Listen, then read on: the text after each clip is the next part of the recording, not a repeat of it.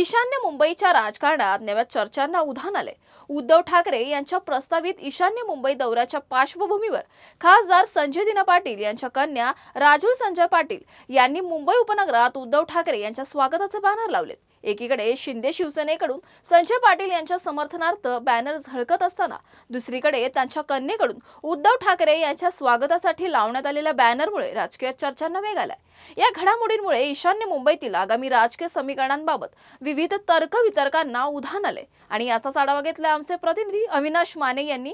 पाहूयात। मी सध्या पूर्व द्रुतगती मार्गावरती उभा आहे। जर पाहिलं आज खरं तर ईशान्य मुंबईचा दौरा उद्धव ठाकरे करणार आहेत।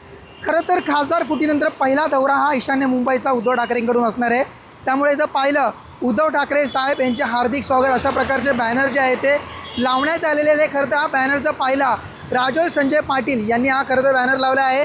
त्यांचेच वडील असलेले संजय दिना पाटील यांनी खरं तर आता शिवसेना शिंदे पक्षामध्ये प्रवेश केला असेल तर निश्चित झालं असलं तरी तर राजू संजय पाटील अजून देखील उद्धव ठाकरे पक्षामध्ये असल्याचे हे आपल्याला समोर दिसणार आहे। मोठ्या प्रमाणात बॅनरबाजी यांनी केलेली आहे।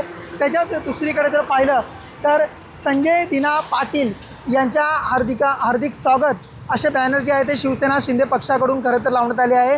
तर आमने सामने हे बॅनर असल्यामुळे एक जर पाहिलं एक महत्त्वाचा चर्चेचा विषय ठरत आहे।